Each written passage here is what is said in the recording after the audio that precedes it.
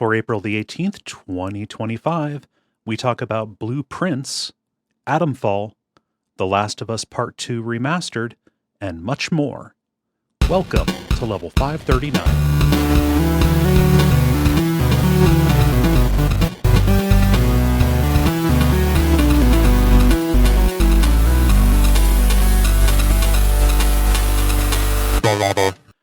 My name is Cole Ross. I'm Dennis Furia. I'm Moxie. I'm Ben Merkel. And you are listening to The Level. It's a podcast for people who love video games. I'm back. Welcome back. Yeah. Thanks for understanding not having a show last week, everybody. I was blasted after coming back from Milwaukee. Did you use protection? Blasted mean in this context? Yeah, I was gonna say No, like a couple different blasted, exhausted is what it is. Just like, oh man, I'm blasted. I wasn't aware of another connotation, although saying it out loud now, I understand. Yeah. Well, it doesn't take much of an imaginative leap. No, it could no. mean just like drunk or something too. True. Yeah. Got No. a ride from the Kia Boys home. the Kia Boys did not strike again. That's good. The Kia chauffeurs this time. Yes. Yeah. Blasted by the Kia Boys. Yeah. It just I've seen that video. I was real tired. Like it's the way I drive, it's like an 8-hour drive, to get in between them. And I was really, really tired after kind of a whole weekend of being on. But it was a very fun weekend. The Midwest Gaming Classic was. I really enjoyed it. Yeah, how was the meetup? Good. Everybody was super nice. And I always feel bad that I don't get to talk to everybody, but we do a good job of like rotating. So like we were at like one long table, and then like halfway through, Gary and I just kind of switched. So we would be near different people, that's just very, very self-conscious about like leaving people in the lurch, especially if they came from a long way away. Sure. Yeah. It was at a bar. It's like at a chain. I guess it's a chain, like up, down bar arcade kind of things. It was one of the most loud locations I have ever been in.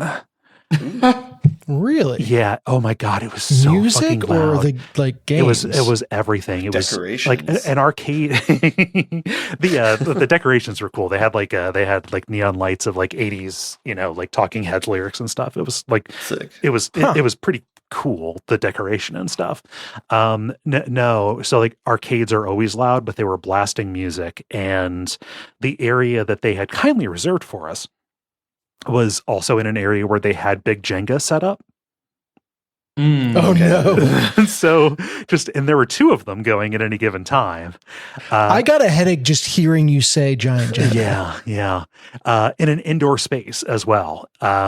So like I was sitting not facing the giant Jenga, just talking, just to, talk to people about games and the show and what they saw and everything. And then it sounded like the world was ending. It was to the point where the people who were facing the giant Jenga would like give warning to the people on the other side of the table, like, hey, things are looking dicey. So that interfered. And I had no voice the next day when I woke up from shouting over everything. But it was super nice to see everybody, and the live panel went really well. And yeah, it was fun getting to like walk around and enjoy the show as opposed to being at a table the whole time. Nice. Was there like, I don't know, a zeitgeist to the kind of retro gaming thing this year? I don't know, was there anything new that was like the big thing, or fads, or anything like that? There was nothing huge, at least in terms of the games. The pinball section is always going to be informed by what is new, like what they're trying to sell. So like there were a bunch of the Dungeons and Dragons table that is like super intricate. Oh, okay. That was there. So like that dominated the pinball section. Everything else is kind of basically the same as last time. The thing about like the art and stuff, D&D is Ascendant, tons of Baldur's Gate stuff, but like mimics are everywhere. Yes. You know, like, a tip jar that has like little teeth and the sign says, feed the mimic or something like that. Like last year I got from this really good artist who, if I had her card on me, I would say who she is, who does like anatomical drawings of monsters, like, from old Nice. books, but like D&D monsters and stuff like that. Like last year, like her new thing was a mimic coloring book of Nice. like, different kinds of mimics and stuff. So mimics everywhere. That continues being the trend this time. Yeah, so that in terms of things that I noticed, particularly because I appreciate them, that was a thing. Yeah. No, but it was a good time. I'm happy to be back insofar as it is not a huge thing that I am stressing about going well. But it was fun to be there and it was fun to see people. Nice. Sounds good. Yeah, that does sound pretty cool. Yeah. Who else has something? Moxie, how about you? I'm sorry, you caught me right in the middle of a yawn. Okay. Man, not a whole heck of a lot. Went to the protests. What was it, April 5th? Lots of fun. Was actually super inspiring from like an artistic standpoint. Okay. Seeing all the different signs people had made Mm-hmm. was really cool, and was not something I expected to be like really inspirational and inspiring to me. Also, my favorite thing I think was there's someone walking around dressed up as GI Robot, which was a lot of fun. And just tons of people, stuff like that. Other than that, though, just been kind of taking it easy. Not too much. Yeah, that's good. I mean, especially after like moving and getting a new job, that's big stuff. Yeah. Yep. Protest signs are such a mixed grill. Like, for every like, really fun one, like I've seen plenty of the one that I would take, which is nobody likes you, Elon. Which is just very plainly stated and gets kind of to the core of his things. Like, hey, nobody likes you. Nobody's ever going to like you. But then you get like ones that are like, Trump is gay and Elon's a lady, like, so, right. it just, so and people are going to surface the ones that are either the worst or the best. So. One funny thing was, it was like about 20,000 people there. Nice.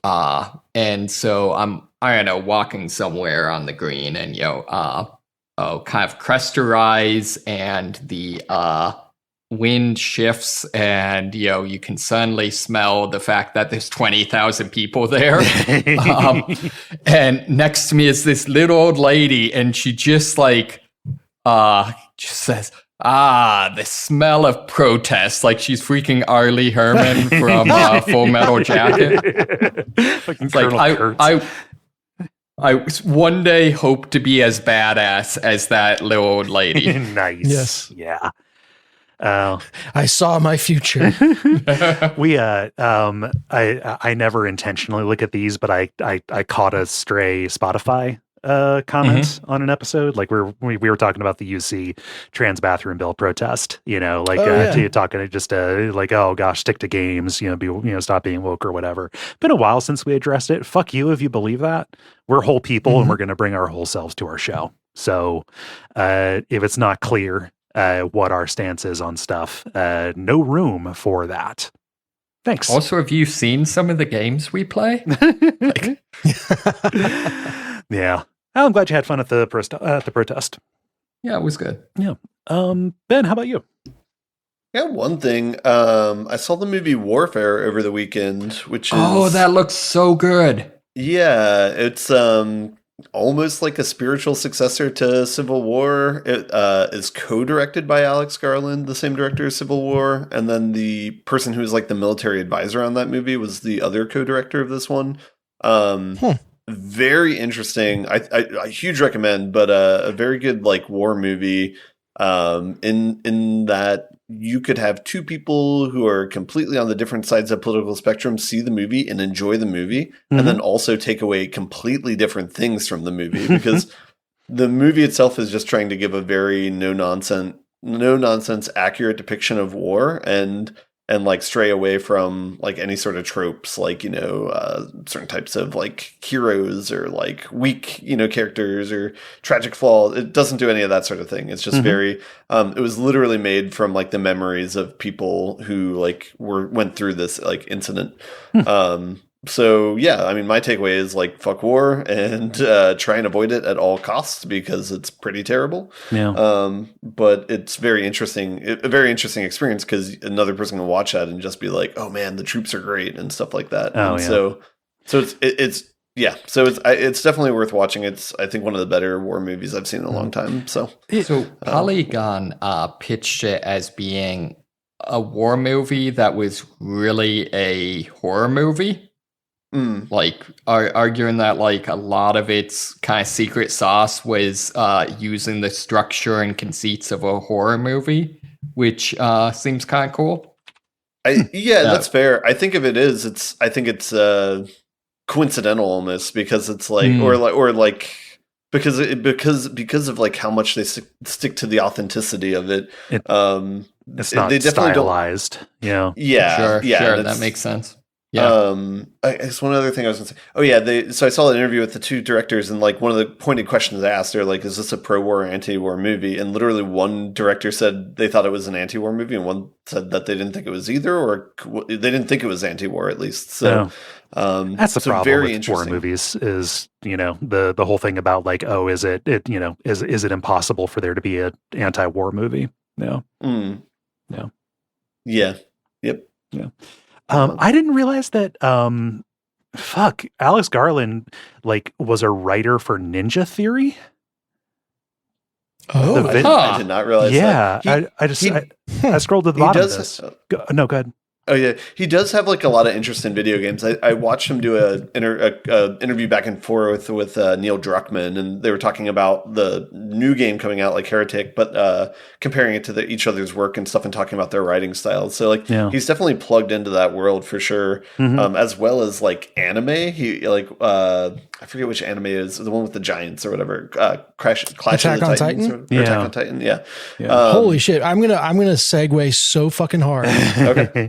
Yeah, no, but he wrote Enslaved Odyssey to the West and the very polarizing Devil May Cry reboot. Yeah. Weird. One of those had good writing. Both of those were great games. One of them had good writing. Segue us, Dennis. Yeah. Oh man, I'm gonna tie this room together. So two fronts. First one, and relevant. Like literally, I was thinking, oh, this is such a perfect thing to segue into. Even before you mentioned Attack on Titan, is I started watching Attack on Titan. Okay. I've just heard great things, and had a friend that was going to watch it through with me, so we started. And man, that is a gut punch of an anime, at least for the first 8 episodes or however far I am in.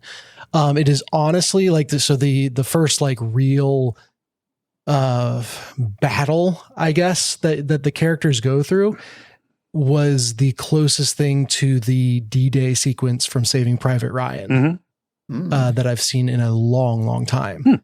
And I was not expecting that going in, I'd been warned like, oh, hey, this is pretty bleak. But it's really, really good. And I was like, yeah, but bleak for anime is like, no, okay. I mean, yeah, Dennis, it does please. halfway through go straight up like Nazi. So yeah, has a dicey. That creator has like a weird thing, and and what it is. Yeah, there's. Oh yeah, no, this is straight up a like anti-Semitic propaganda. Wait, Attack on Titan is? Yeah, that author has some iffy stuff. I don't know everything about it, but I'm probably saying it has some interesting things. Yeah, so just like it's like that author, my understanding is like he's fasci adjacent, and like a lot of things, the the big walled city where everybody lives is supposed to be like I don't know, Israel or something. Like it's vague notions that like that guy's beliefs kind of seep in. That is not me saying not to watch it or anything. Like you can, but like, I don't know, extra context for it. There's also some evidence that he intentionally made an ending that people didn't like because he apparently just despises his fans. Oh, huh. I don't know. So sorry, didn't mean to shit on the thing that you enjoyed. It can still be. It can still be affecting. Yeah. It's still widely like tons of people love it. Like I don't think everything I've heard says that like there's very much a difference between like probably the person who wrote this is not a great person, but the actual stuff is pretty enjoyable. I was going to say, everything that I've seen so far, again, like whatever, 8 episodes in, has been very affecting, very human. And yeah, like the themes that I'm picking out of it would go right against anyone trying to stand on a fascist leg. So that's very it ran for a long time too. And I'm out of my depth here. I just know that there's an asterisk on that work for me. And like I don't know, I bought the bundle of the manga. Like I don't know that I'm going to watch the anime, but like I'm probably at some point going to give the manga a shot, just because I don't know. Seems I like monster design, and there's cool monsters in that. So yeah, there are some cool monsters. Yeah. So yeah, I mean, I can vouch for what of the anime I've seen. I'll keep you posted on it, I guess. And good to watch it with that in mind. Mm-hmm. I'll be curious how that presents itself. Yeah. Go figure. And if I half remember things that were bad that the guy did, please understand. Forgive me. Well, let me say it this way. I'm never surprised to find out someone is a shitty person. Yeah. I am more surprised to be like, hey, this is raving fascist propaganda and you didn't pick up on it. Yeah. That I'm like, I'm it is more savvy than that, but it is also something that my understanding is that stuff is, fairly backloaded. Like the early stuff, it's just the weird thing of like their whole society being like built around the military and that being presented as super cool. But like Starship Troopers. No, I would not have taken that away at all. Yeah. They actually very directly comment on how toxic it is that it's kind of people kind of living in this permanent self-occupation. Yeah. So I mean, I'll keep an eye out for that stuff. But anyway, the connection though to the like you watch this and like is this warfare movie that is a very honest take on what people's experiences are. Like I said, the it's a couple episodes in, but the first like major battle in it is just incredibly affecting. Yeah. And it's, maybe it's just my corner of anime that I've been in, but it's like, I'm used to a fair amount of melodrama. Mm-hmm. But watching like this crazy shit go down and seeing these people react in ways, it's like, oh yeah, I would get falling apart like that. And it's not melodramatic. It's just like what a human would do in this situation. Yeah. Like that. And I had that same experience watching, Saving Private Ryan and the D-Day sequence and all that. Mm-hmm. So anyway, good stuff there. And then for further politics stuff, the whole crazy tariff situation is making my life a lot of fun I was now. curious about that because Jesus, man, God, it's so the behind the scenes is, and I don't know if this is universal across industries or whatever, but the rate of the tariff gets locked in when your product leaves the factory. Okay. Mm-hmm. And so, it takes, like just the physical, like if everything is lined up, the actual production probably takes 2 weeks plus. Right. And right now the tariff situation is changing literally every day. Mm-hmm. And so like just no responsible business person can say like push the go button when if Trump happens to wake up having a bad day on the day that your product is supposed to leave the factory, you could get locked into a insane tariff because we have an insane president that is changing tariffs by tweet, minute by minute. Truth. By truth. Yeah. So just what the absolute fuck. Thankfully, the whole setup of Kickstarter is flexible in terms of timing. So if I had to hit a hard deadline that, meant I had to commit to making this stuff without knowing what the tariff would be, I guess I'd just be rolling the dice. Yeah. It should be a situation where, well, I'll say it this way. I can wait for things to settle down and like to get a more predictable tariff rate. Yeah. Before creating the games, but that is predicated on the notion that eventually this insanity will stop. So it's not going to stop unless something cool happens. Yeah.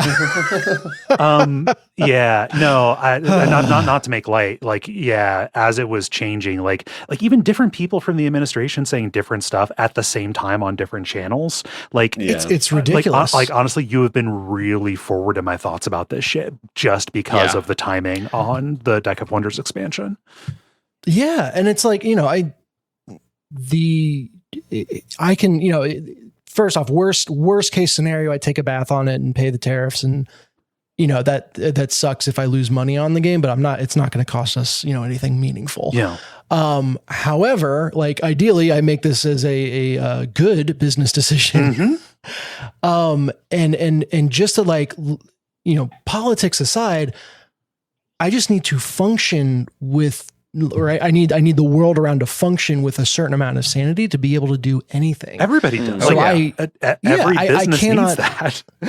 I cannot imagine anyone trying to do literally anything in this environment. And I don't know. Yeah. So I've gotten a front row seat to that craziness in case you had any doubts as to what a terrible businessman Trump is and what an insane leader he is for the country. Yeah. It is, I can speak from firsthand experience. There is no world in which these policy decisions make any kind of sense. We need to reshore manufacturing. Okay. So do you want to do industrial policy? No, we're going to run tariffs. Okay. So we're going to build all these factories with tariffed materials. Yeah. Like it makes sense in the lens that a highly volatile market, you can make a lot of money if you know things about it. Or if you suddenly change things, you can just insider trade. Yeah. Oh yeah. No, it's all pump and dumps. Yeah. Yeah. So yeah, that's fun. But for anyone invested in that, first off, thank you, and thank you for your patience here. It's not going to kill the game or anything. Yeah. Worst case scenario is I don't get to brag that it was a super smart business venture. But I'll still have a creative thing that I'm very proud of out in the market. Yeah. So. But Jesus Christ, has it been hitting home? I am really sorry you're going through that for no reason. Like, it is just optional trouble that is being made. Yeah. Senseless. Just like war is. And thusly I have combined every single topic of this banter into one. Right, man, yeah. You can send my medal in the mail. Pull that car right around the block. Yeah. I think we should talk about video games. And to do that, we need to do the regular kind of show, what with the grind, the multiplayer, and the end boss. And why don't we get started with the grind? The grind, where we talk about the games we have been playing over the past period of time or so. I got something new. Okay, thanks. Yes. I love it when you make my job easy. I'm jumping in on this one because I got something that I think is really, really good. Is it what I think it is? Is it? I played the Blueprints. God, yeah, knew it. I knew it. Right. Yeah. Do we got any other princes among us here? That's the architecture game, right? Blueprints? Yeah. Do two princes stand before us? Are you the red prince or the blue prince, Cole? So I haven't played Blueprints. It seems very much like my kind of thing, the roguelike structure aside. Yeah. Yeah, I saw that and I was like, I want to play this, but I know Ben is going to get to it before me. Yeah. So Ben, are you in love with Blue Princes? I'm in love with the prince. Yeah. Doing a T-Pain? I don't know. Wait, it's the princess stripper. I don't know. Don't worry about that. No, I'm very into this game. I've already beaten the main quest part of this game. If that's any indicator, I think I have 25 hours into it, and this came out on Friday. So wow, it's kind of like an Animal Wealth thing where you can roll credits, but there's like so much more of the game going on. Yeah, and I've been comparing this a lot to The Witness in my mind in terms of the structure of like how many of the things have I explored? Am I done with the main quest? How much of the other stuff have I done yet? Since that was maybe one of the kind of de facto games to kind of have that structure, I guess. I don't know. But yeah, so I will give a non-spoiler review of it here. Explain the game to us. So it's an indie game. It's been in development for a while. The premise of it is you have a grandfather who's died. Your inheritance is that for you to solve this puzzle at this mansion. The mansion is very funky in that every day the room order and layout is completely blank, and you instantiate it by walking through the mansion. Okay. And more than just that, every time you open a door to go to an adjacent room, you draft a choice of one of 3 rooms that it'll be, and then it'll appear before you as you open the door. The mansion itself is a 5x9 grid, and you're given a pretty simple task of, for those math people out there, that's 45 rooms. You're given the task of finding the 46th room, and you're given no other information besides that.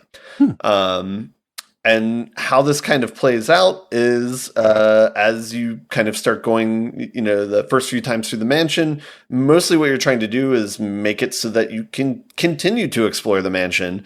And so you're just kind of playing around with the pathing of it. So if I open a door and my only option is a dead end, like a closet or something like that, then that's a path I can no longer go into. The first room you start out is at the middle of the bottom of the grid. So like if it's 5 grids, you're in the middle one. There's a name for that kind of puzzle where it's like cover everything in this grid, but do not step on anything twice. I forget the name of that. It's like somebody's walk or something like that. The it's Euler Path, I think. I forget if it's a path or a loop, if they distinguish between those two or not. But Euler is the person, I think. Yeah, like graph stuff. It's with like graph theory. I think Hamilton might be the other like path or circuit. Oh yeah, path and circuit I think are the ones. Circuit is like if it connects back to itself. Anyway, that's an aside we don't need to talk about. In this one you don't strictly need to cover everything. But at the start of the game, you see a blank 5x9 grid, except for the room that you start in, which has a door going off in each direction. So you have 3 paths that you can explore. And then there's a room at the other end, at the far end of the mansion, called the antechamber. And it is just a picture of a room with no doors. And that's kind of your possible destination, or at least that's kind of what you think as you start the game. At the beginning of the game, you're kind of like just trying to keep a path going. And then you start noticing that different rooms have different functions. To give you an example, there's a room called a den that it looks like a triangle where it has 3 different paths. And you're coming in one of them, and it has a gem in it that you can pick up. You'll find like another room, like maybe like a hallway or something like that, might have a key in it if you go in, and that's a resource you can pick up. Other rooms, I think there's like a pantry that just has a 90-degree turn, and it has coins and a piece of fruit in it that you can pick up and are added to your inventory. The one piece of economy that you have at the beginning of the game before anything else is a step counter. And so I believe you start off with 50 steps, and every time you move from one room to another, that decreases by 1. And that's basically a meter for your exploring. And some of these decisions, it kind of blurs between, it's very like board game like, and that simplification of economy sort of thing. Like I heard this being like, I heard it compared to like Catan. Oh no, you're trying to hurt me right now. No, I can't remember. It was an offhanded comment made by Will Hughes of Okay. I believe people tell me he does a show on the network called Everything to Guppy. He said like, oh, I don't like this particular board game very much. He just ended up not liking this as much as he wanted to. I will get to the criticisms of this game in a bit, Okay. And try and argue against them. Fight. Yeah. And so kind of like I'll speak to kind of like the meta that you start to realize in the game is you have this economy where you know certain rooms will give you resources, but then you start to see choices later on, like the farther north you go is kind of where it gets harder and harder to explore, or you start getting barriers. There's different types of rooms. So there's like yellow rooms, green rooms, red rooms, blue rooms that each have a different function. This is another thing that's like very like board gamey kind of in its feel, where like green rooms relate to being like a garden and something to do with the outside or more natural. There's certain things that might occur there more often than other places. Red rooms are typically bad rooms, which is weird talking about because there's a movie called Red Rooms that came out last year has a different connotation, but is also bad. Anyway, but those are things where it's like, for example, this one is funny. There's a church is a room that you can go into where it's like kind of like a pulpit. Every time you walk in there, you have to pay a gold. It's like you're tithing if you walk through there. So that is a type of red room where it has some sort of negative connotation typically to whatever your economy is or your progress through the game. So beyond just trying to find a path through this grid, you start understanding more that some of these rooms have deeper functions than they might let on. And some of these rooms might connect with one another, or like one of the functions of one room might affect a room somewhere else. I'll give you a simple example where there's one room where it's like a power box is there, and you open it up and it's like a switchboard, and it has 3 different rooms' names on it, where if you flip the power there, it'll turn the power off and on to those rooms, whether you've been there before or not. And so that kind of comes into play with how you can affect other things. So then it's like, okay, do I return there by taking a circuitous path and waste 2 movement, getting back in 100%. There and then back out? Yeah. 100%. That is a decision that comes up all the time in this game. But yeah, a lot of the joy of this game comes up from slowly figuring out those connections. And on top of all of that, there's a narrative underpinning all of this. It's very similar to the vibe I got from the Root Trees game that I talked about like a month or 2 ago. Oh, yeah. Where in that one, you're doing kind of like a digital forensics on this like rich family and their history through like Google searches. Here, it's like you're kind of inspecting all these items and logs and stuff at this mansion, and it's tying together this family back 2 or 3 generations. And if you're so inclined, you can kind of piece together what the narrative is there. I haven't really done that, but you can. And I think after I was at a place where I was good and almost like quote unquote like done with the game, even though I'm not completely like that, I watched a streamer where they were literally making an Excel sheet with all the logs, because all the logs will have dates, from like the 60s to the 90s and stuff, and like ordering them there to try and cobble together the story. So it's like you can go that deep if you want to. And then the thing about this is a roguelite. So after your steps run out, or at any time, you can just call it a day and your run will end, and then you'll restart the next day with a blank mansion to go through again. But yeah, the part where this game shines is the marriage of the draft mechanic of the rooms and the puzzle solving, where I do not know of a genre, or I don't know of a game that's had this genre before. Because I'm making similar decisions in this game that I would be in like Magic drafting if I was like trying to make a good deck. And what I mean by that is like, say for example, you might get to a point where you will not progress to the top. Like say the doors just haven't like hit right, and so like you're shut off.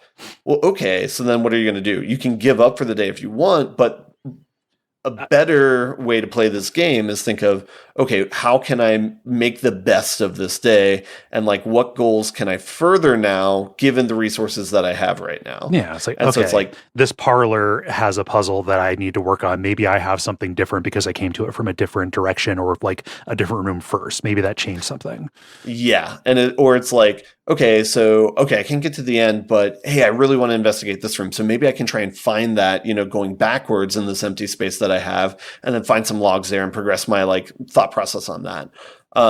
The game encourages you to get a notebook and like write a bunch of stuff down there. Yeah. I think how I've handled it and how I've seen other people handle it is you just do a bunch of screenshots, and you just have, I think my desktop's littered with like screenshots from this game right now.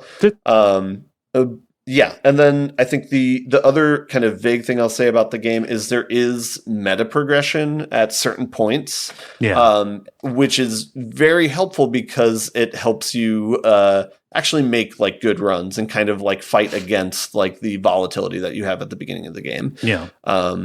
So you can kind of smooth out some of the randomness that you're getting from like the rooms. When you solve a puzzle or when you like notice something and be like, oh, well, maybe I can try this, and it hits, those are the high points of this game, and they happen pretty often. And just the amount of threads that are in this game, like when you're exploring, and the amount of things that you can successfully pull on in a given run is extremely impressive, because the design of this game is so challenging, because it's not a fixed area that someone's exploring. I don't know how they designed this, or I haven't seen any interviews or anything, but it is very stochastic. You have to try and design a game so that it's like they'll probably see these two things, pieces of information at some point, and connect them. So the fact that like as many people can play and beat and reason about this game as they can, given the design challenges in it, is that part's somewhat of a marvel to me right now. In the honeymoon phase. So the thing that like made my ears perk up about this is like people were talking about this capturing something. It's like, oh, I feel like I'm playing Obra Dinn for the first time. That is something, the great tragedy is that you can only play Obra Dinn once, and like, okay, well, if there's something that can give me that, all right, I am interested now, even before you get into like the Myst like stuff with it. Figure out the mechanisms and things. Yeah. I think two of my friends from college, we were talking about on a Discord server over the weekend and like kind of comparing notes, but we were very good about like hiding any spoiler things like behind like hidden text and stuff like that, and like being very vague with our help with one another, because like nobody wanted to ruin that sort of experience for another person. So and that's why I'm trying to talk about it in vague terms right now too, because this is like a strong recommend. Okay, yeah, and I do want to address some of the criticism of this game, because I have heard some, and I think it's one of those things where is this fascist too? Caught ya. I think it's like similar to stuff like The Witness or like other puzzle games, where I think a lot of people get frustrated with they might have solved a puzzle mentally or like figured out what the connection is. Oh, but given the randomness, yeah. But given the randomness of the game, they might not be able to get those two things near one another for a while, and being frustrated by that. And then I think another thing I've heard people be upset with is like where you have a day where you don't further on any of your goals, and like you just kind of had like a crummy batch of rooms, where like you just kind of got walled off in a bunch of different places and you didn't really progress anything, and feeling frustrated that you spent like 30 or 45 minutes and feeling like you haven't had any progress. I will say that like learning that it was a roguelite structure like that did cool my curiosity a bit. Just That's because fair. So much of puzzle games, for me like this, puzzle adventure games is getting that knowledge and compressing the space, and, learning how to define it and to have it shift under me doesn't feel good. As an idea to try out in my head, but I would try and advise not feeling like negatively about it, because I guess like maybe the way I like it in my head is like it's similar to like if you have a deck builder like Marvel Snap or Magic or something like that, where it's like a lot of times when you build those decks, like you're trying to build for like a synergy to happen, but because of the constraints of like you have this many cards and you only draw this many, like you only have a certain probability of those sort of synergies like happening. But when they go off, it feels really good. And it's kind of set up in that structure here where it's like, I forget how many possible rooms there are. I think it's somewhere like 100 plus or something like that. I think it has to be. There's that many rooms that obviously you can't fit them all in the space. And so it's kind of like a constraint like that where it's like you want to have a lot of these different things like interacting with one another. And this is one way to do it where you only have a probability of these things being next to one another. And it's influenced by how you pick things. And so there's like, I don't know. I'm just so impressed by the idea of marrying drafting strategies with a puzzle game and making good drafting decisions and making good like secondary goal or like trying to find the positive in a negative situation, like things like, I guess like it feels like a puzzle equivalent to Dark Souls in my head where it's like, it's similar to like if you go to a boss battle, you get beaten, but you're like, oh, but I learned, like how they telegraph this move. Yeah. Like that's still a win, and like you're going in next time better equipped. Yeah. And it kind of feels like a weird like isometric version of that. I think the other thing too is, at least for me, there's so many different puzzles at once in this that it's hard for me to see not making any progress on anything given a given run, even if you have like a really bad like RNG for the rooms that you draw. And so at least for me, I didn't find that happening too often. I will concede the point where if you get in a state where you know that a rare thing has happened and you're in that state and you want to try and make the best of it, you do feel a little bit of pressure to be like, all right, what do I have to do with this thing? Like, so I don't waste it. So I don't think it happened in my case where there are too many times where I like, dropped the ball on that, but I could see if that happened 2 or 3 times like in a row or something, that it would be a really negative experience. So I can understand that perspective, but yeah, overall, I am not turned off by the game design decisions. I can understand why people would be, especially with the patience aspect of it. Yeah. Since a run takes like, half an hour to an hour or something like that. And I think to beat the game, it took me somewhere in the 20s of runs. So, I've played it for, I guess, 25 hours at this point. So the beating is probably somewhere in there. So I could understand someone being like frustrated by feeling like it's artificially long or like suppressed by that sort of thing. But I guess I just don't see it the same way, I guess. Yeah. So. The idea of like, okay, I'm going to make the most of my run here. Like if you're still learning stuff, I think for me is just the like, okay, I'm not growing to comprehend the possibility space of this in a fixed way that feels like I am making progress is the reason that gets me. Not the like, oh, I'm not successful on any given run. So therefore, this is this is working athwart me. Yeah. Whew. There's still a lot more to the game even after you beat the main game, quote unquote. So I'm not sure what I'm gonna do with what's left of it because there's still like plenty of rooms for me to explore. There's still like threads of like, oh, well, I know these two things interact. I need to try and make that happen sometime. Or threads of like, oh, I want to try and see if this works. If I like combine these things and do this or something. So there's still like, I would say, probably, I don't know, 1 to 2 dozen of those things in my head. So, so I've definitely kind of like hit the brakes after beating the main game where it's like, okay, I can stop and take a breath now and kind of back up. And so, So I'm kind of at a point where I'm not sure if I'll go back and continue to enjoy it and I'll go even more, or if I've hit the apex and had a good experience, but I'm like done with it now. Yeah. So I'm not sure where I'm going to fall between those two, but I'll figure that out in the coming weeks. So. Yeah, that'll come in time. Yeah. Nice. Well, yeah, I'm happy to hear about it in depth because it's it's hard to go looking up information about something like that without getting it's like just like, oh, here's a detail that'll shade your entire run of this. Have fun carrying it around. It is It is kind of wonderful that we have the single most spoiler averse person in the universe on our podcast. Yeah, you do provide a valuable service in that sense, Ben. Yeah. Yeah. Yeah, and one last thing I'll say is this. I think it won an award in the Indie Game Awards for like a potentially good game with like good game design or whatever. They evaluated it before it came out, so I don't know if it's like a winner or nominee or whatever. But it definitely deserves that, I think, because it is. I do not know of a game like this that exists. So. Yeah, and I thought sounds unique. Good. Man, I thought you were going to say one more thing. The twist is you're all in purgatory the whole time.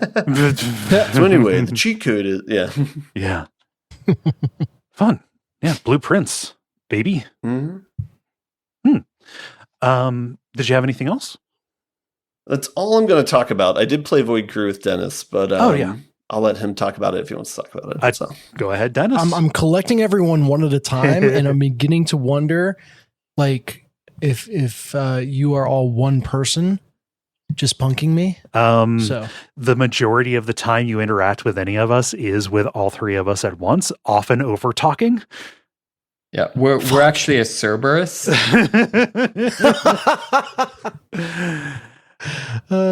Yeah, no, Void Crew continues to be good times. And confirmed, the big ship is dope. So the big ship when it's more than two people? Yes. So previously I'd only played on the small ship, but big ship is very cool. That was the one that we were on when we played.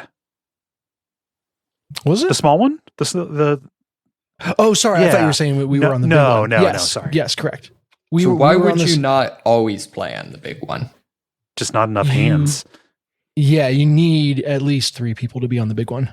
Just because of like weapon coverage or space in terms of how much ground you have to cover to get from one thing to another. Yeah, like each person's zone has to be bigger. Yeah. And I think it enhances the fantasy of like manning a ship this way, because you are like, you're sprinting down the hallway because you got to get to the engine room to get the jump drive started. Yeah.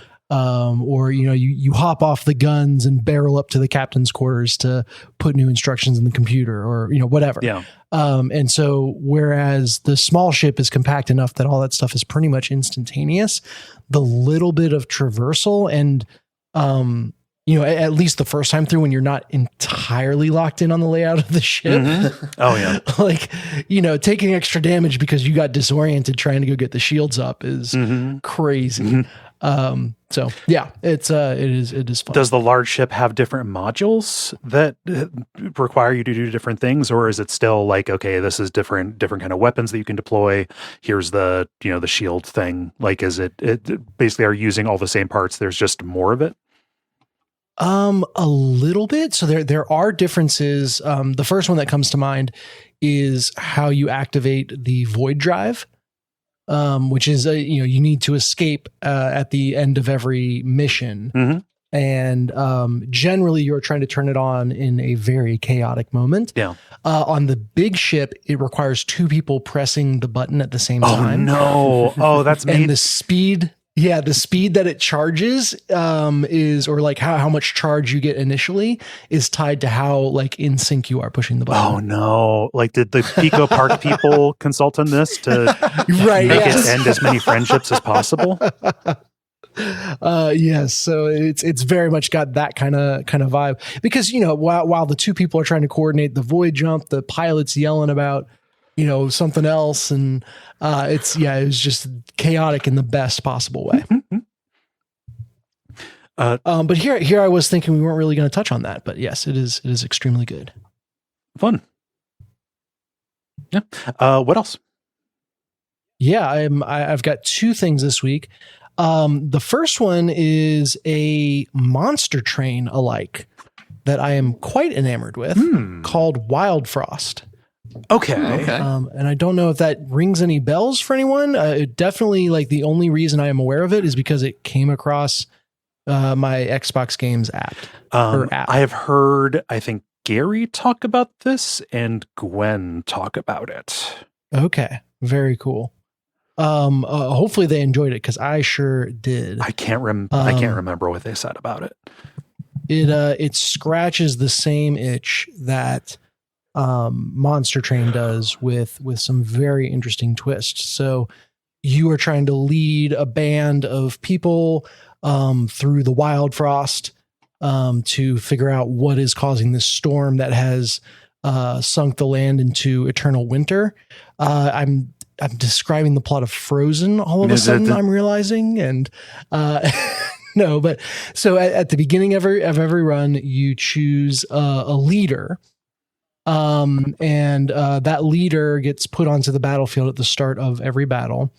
Battles take place on a 2x3 grid on each side.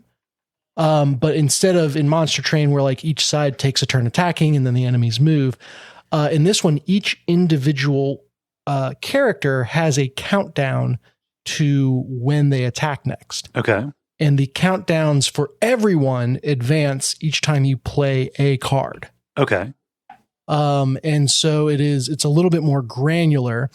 They'll always attack the first person opposite them first. If there's nobody in the row opposite them, they'll attack the person in the second row. And so you've got to plan out who gets hit and who attacks who on your side.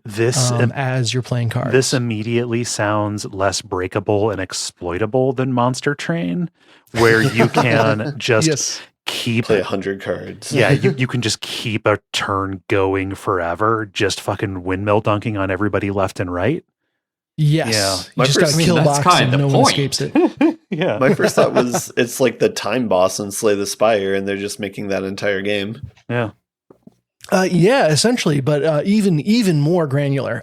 You're drawing from a deck of cards, and you can cast attacks directly on people, just like in Monster Train. So you're kind of interacting directly.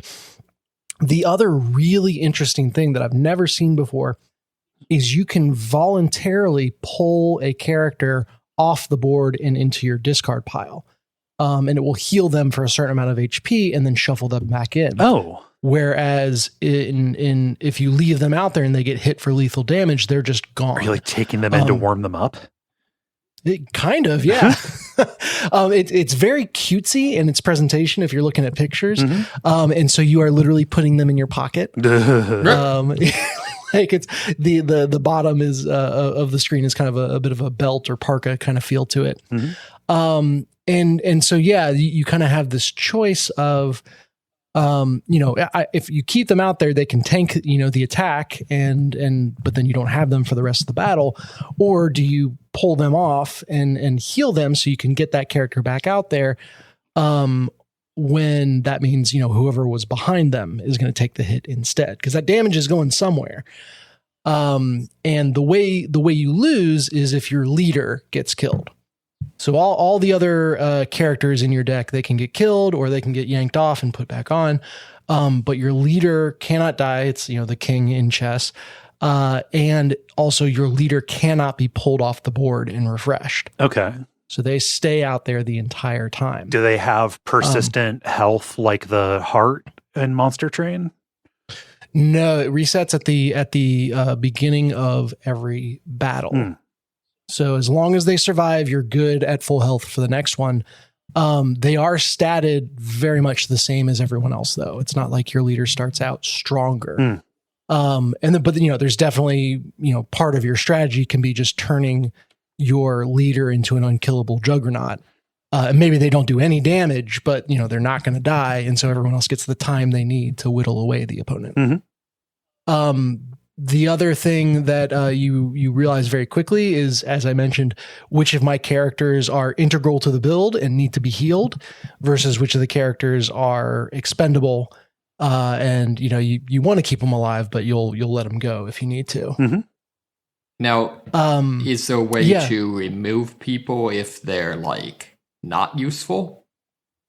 Yes. It's very forgiving on that front. So you can only have your leader and 3 companions at any given time. And then there are summons.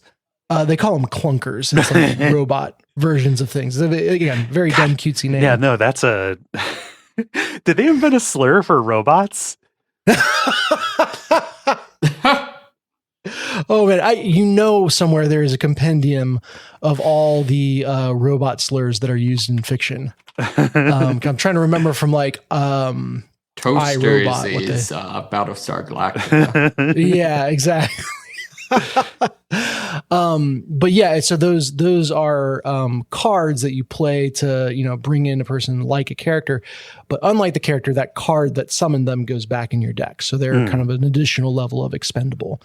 But you build your deck, fill out your ranks. There is a very cool upgrade system where you just discover charms that you can hang on any card you want. And so you get to kind of piecemeal build either your units or your spells. So, if you find a +2 damage charm, you could put that on your unit and then they'll attack. Beavis and Butthead people out there are going, put it on your unit. Okay. But that's what I thought anyway. So I assume other people are thinking it as well. So then I started this episode by saying I got blasted in Milwaukee. So that's true. Yeah. The Beavis and Butthead crowd is eating tonight. So then that unit will do damage, extra damage every time they attack, or you can put it on a spell, and that spell is more powerful when you use it. And then all the aforementioned considerations about, okay, is this a unit that I'm going to, have to be pulling off the field to keep alive, or does this spell exhaust? Weighing all of that is a very interesting challenge as you're building out kind of the perfect deck for whatever win condition you find.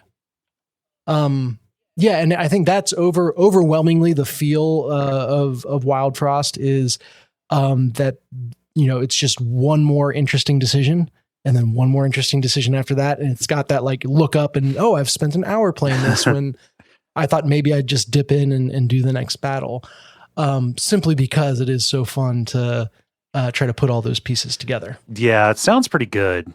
Like it sounds like it gets what I like about Monster Train, which is the tactical side of it, in addition to the deck builder kind of deal. Like I'm primarily there for the tactical stuff. I have yet to break a run wide open like we were describing with Monster Train. Mm-hmm. However, the one I'm on right now has a character like my leader is a character with very low attack, but whenever they do attack, they also apply 1 poison effectively to all enemies. And I happened to very early on find both an upgrade to give them an extra attack every time they go. So they attack twice, meaning that poison procs twice, and then found a effect boost charm. That means they apply more poison with every hit. And so very quickly, I'm just drowning everyone on the other side with poison. Just smothering them with dots. Yeah. Just gush and shroom, which is what they call. Oh God! Come on, no, Dennis. That's what they call poison is shroom. So that this is the first run that feels like, okay, maybe I've broken this. We shall see. But they do a good job with the various enemy types and bosses of every battle, the kind of testing for different things. And Ben, I know you've talked about that for like why Slay the Spire is so good is like all the different bosses and enemies test your deck, deck's ability to deal. Yeah, exactly. And I can see a little bit of that, happening with Wildfrost, probably not to the same extent, but at least the design thinking was there. And I appreciate that. So that's Wildfrost. If you like Monster Train, if you like roguelites, this will definitely be up your alley. My favorite slur for robots that I found on the TV Tropes page for Fantastic Slurs is from Deus Ex Human Revolution, where they refer to augmented people as Chromeboys. Oh no! Some of them. That doesn't even sound derogatory. No, it actually sounds really cool. I want to be a Chrome Boy. I think. Yeah. I want to get blasted by the Chrome Boys. That can't be a title. Oh man. yeah, so the only other thing to talk about is Trackmania has its new season out. So new bank of 25 tracks. They again only used the base car, none of the alternate cars, which I think I still like it. Although I'm another season of all the same car, I'm kind of like, well, maybe like throw us a bone. I don't know. Yeah. Next season, we'll see what happens with that. segues. Hmm? Next season, segues. Yes. I thought you were segueing into something there. Oh, no. I'm segueing yes. into segues. I like that. Yeah. So I've played all the tracks, enjoyed them. I really appreciate that they seem to be leaning into having just like really weird tracks every once in a while, where it's kind of a little bit more of the puzzly, just off the wall stuff, literally like bouncing your car off of walls. And not every track is like hyper polished. Find the optimal line racing. Sometimes it's just send it and bounce around and hopefully good things happen. Yeah, so that's the new Trackmania season, and that is what I've been playing this week. Cool. Sweet. Moxie. Yeah, so couple of things. Continuing on in Fallen London, and heads up, going to be talking about some spoilers for kind of the mid to late mid game. So I finally made it into the Parabola, which is the land on the other side of the mirrors. And this was already a very strange game, but once you get to the mirror realm, things become much, much stranger. So one, just a lot of it is weird, surrealistic, constantly shifting landscapes. There was a place where I was trying to travel across a plane, but as I traveled across it, I started shrinking. Okay. And so, eventually, the cracks in the grounds became, ruts. And then after a while, I'm walking through canyons. And then after a while, the canyon has become so wide relative to me that it became a plane. And I realized I was back where I started and was able to, actually get through the place. Huh. They do a lot with the mirror versions of things being kind of inverse versions of what something is in the real world. So all of the one of the big factions is made up of various like panthers and tigers and lions. And you find out those are all reflections of house cats in the real world. Okay. Similarly, one of the things you can do, this is closely connected with the another part of the game where you're basically a university professor and running a lab. And so you can do things where like hire an inexperienced student and then go into the mirror dimension where they're like a tenured professor. And so have them do research there. Is it always like opposite sort of things, or I mean, I guess it would make sense from here. Sometimes it's more representative. So, for example, one of the areas and one of the big kind of activities there is this kind of giant chessboard, and that's actually so. I guess I should say it's also not just mirrors, but dreams take place in the parabola. And so the chessboard is kind of the symbolic representation of the dreams of spies. And so there's kind of the idea that by manipulating this chessboard in the dream/mirror world, you're actually, directly impacting, the great game between the various powers in the real world. So So yeah, it's all just very very strange, very weird, a lot of fun. The other big thing I've been tooling around with it is some of the talking rats that make up the game have found a factory in buried deep under one of the buildings in London. And as far as I can tell, that section of the game just exists to be like anarcho-syndicist porn. Mm-hmm. Like, it's just straight up like, what if a factory was run according to, communist principles and such? Cool. Yeah, it is pretty funny. It is pretty well done. But it's funny just how, I don't know, how much it is very much just like half this stuff has nothing to do with the game and just has to do with like, hey, imagine if things don't suck.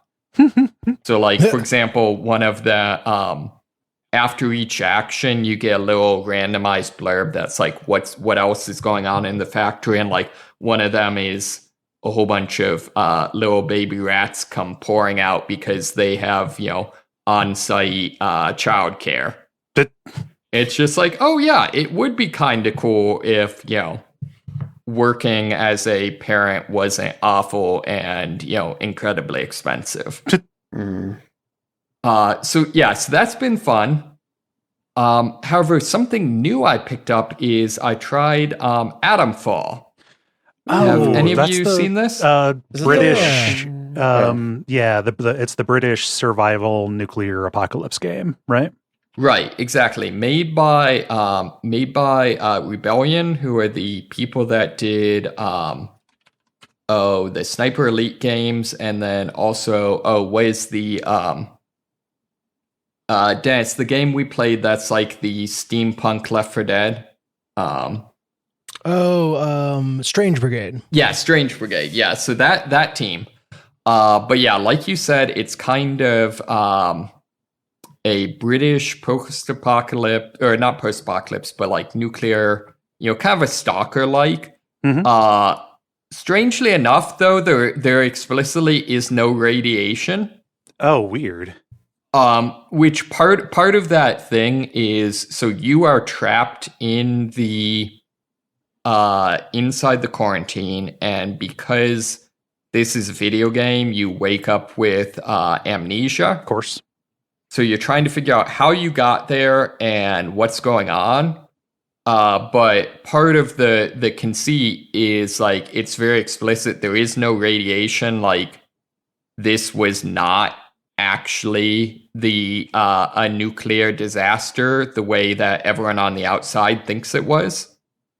So it is still very much like a stalker-esque, you're exploring old, government facilities, and, there's mutant monsters and stuff like that. But like, all of the Earth is not blighted because of radiation. Correct. In fact, one of the main factions is basically druids. Okay.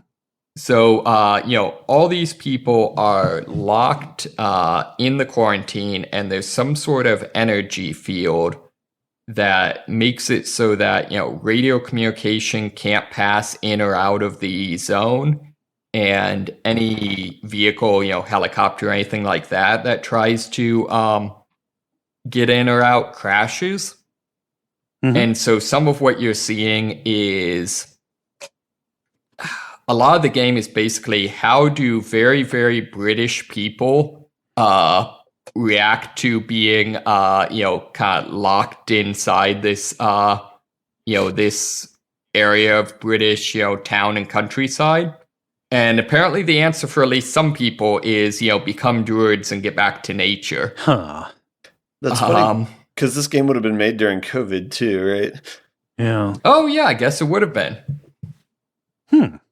So yeah, it's, very, very British. Everyone has super thick accents. You are, robbing pubs and for their, glassware, things like that. I can't say how accurate it is because I've never been to the UK, although apparently this is based on an actual nuclear scandal that happened there. There have been a lot of those. Yeah. Yeah. Some of It's the like, someone sent out the memo that they wrote up in case there was a nuclear incident, and no one bothered to check if it was sent in error. Getting topical, I see. So what? There's a couple of interesting gameplay conceits. One of them is basically if you're not in a dungeon, so if you're not actually in one of the bunkers or if you're not in a faction's actual headquarters, all of the enemies will basically, when they see you, will just kind of try to warn you off, just be like, hey, back off, we don't need any violence, that sort of thing. Okay. So their first instinct is not to shoot to deter you. Yeah. Right, exactly, which is kind of nice. Unfortunately, that's somewhat compromised by the fact that the stealth system is almost completely broken. It just, part of it is you do not start out with takedowns being silent.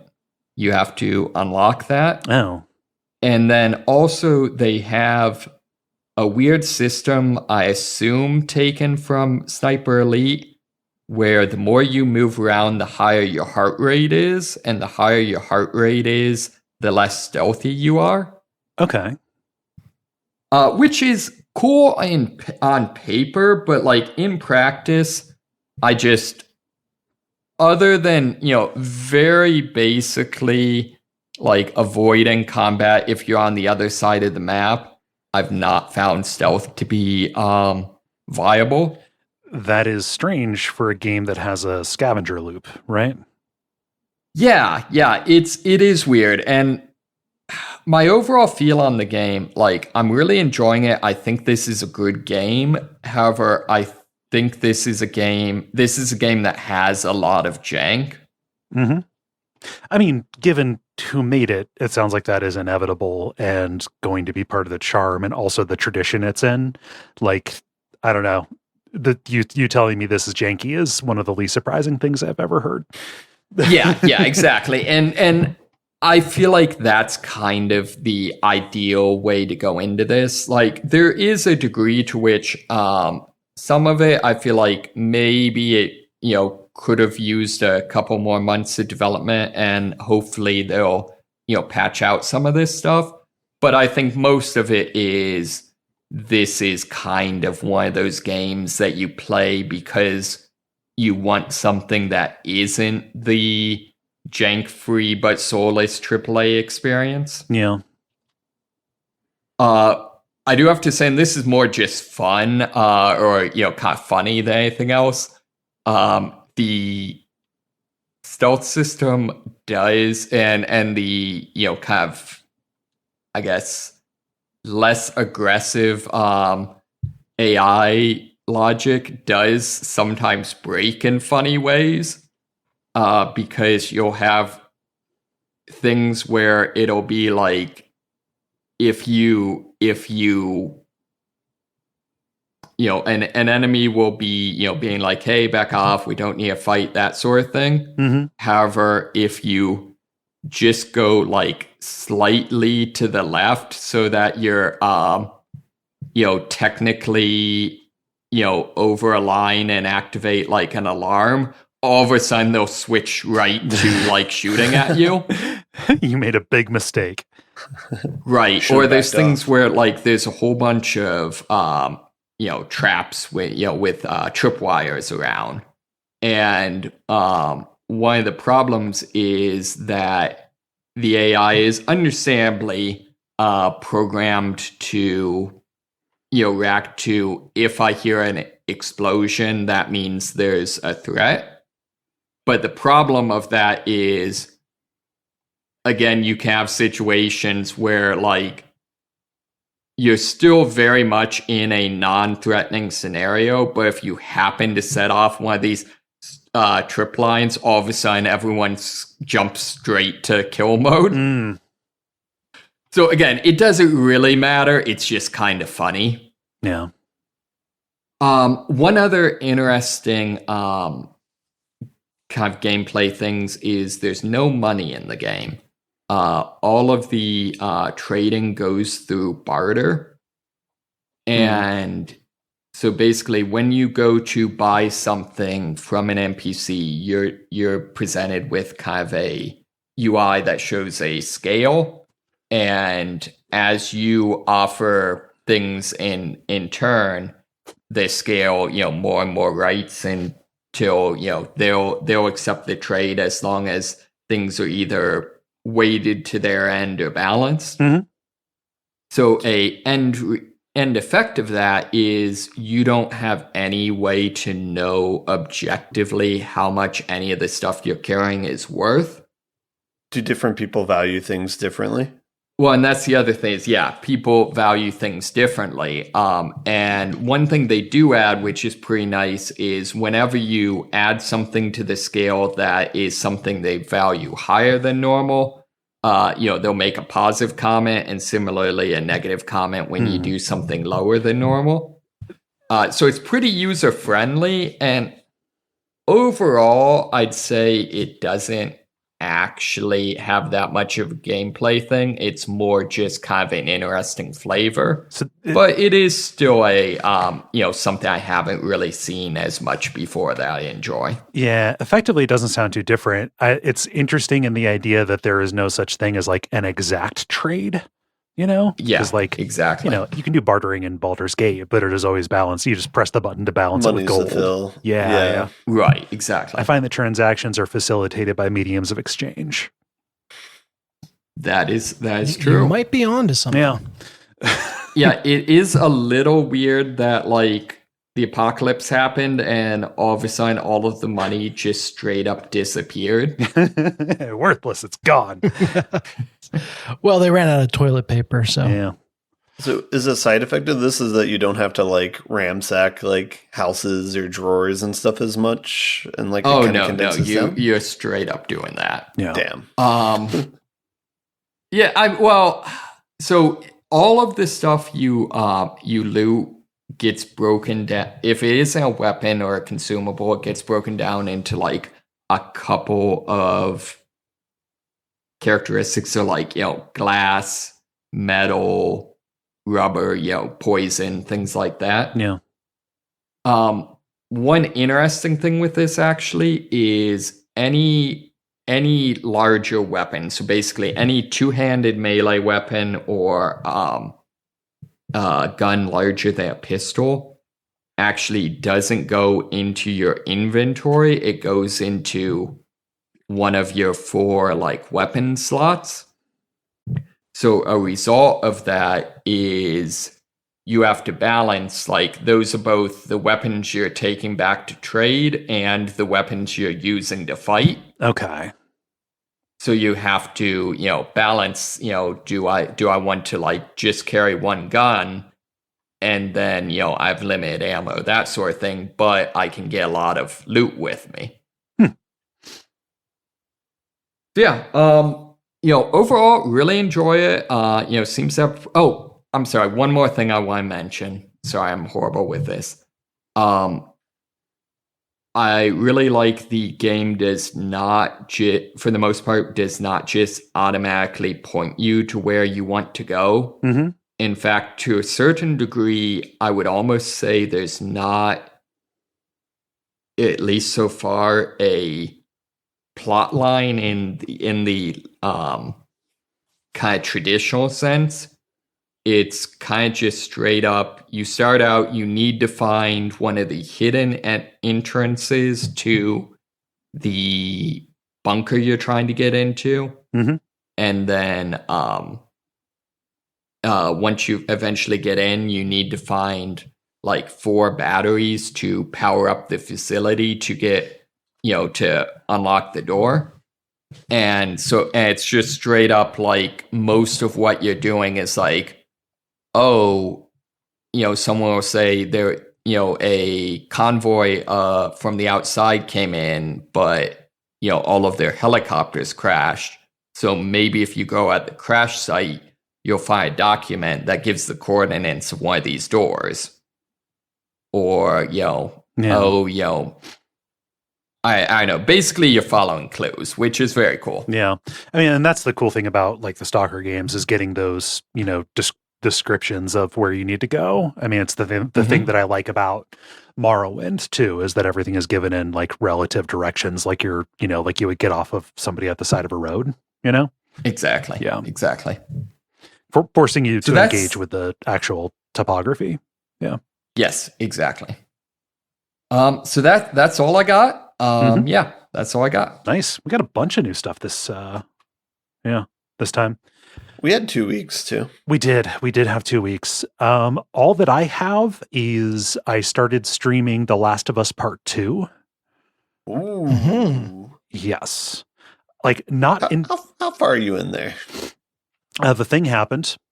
Okay. Yeah, no. So like about 4 hours in. So like, I am at the open part of Seattle right now with Ellie and Dina. Just like, I think that is really cool and unexpected. I am disappointed to learn that kind of goes away as the game goes on. But like just having the free run of the city to like go to, or a section of the city to like go to little mini dungeons is a neat idea for this kind of game and way more interesting than the spectacle hallway that Last of Us 1 kind of is. Yeah. Well, it's cool to see them like iterate on designs like this, because I think they've tried something like this in the Uncharted like Lost Legacy as well. Yeah. But this is definitely an improvement on that, and hopefully they improve on that further. But. Yeah. How many dogs have you murdered? None yet, and that's a thing. Like, the game takes a while to get going, is the thing, and that's kind of a bummer.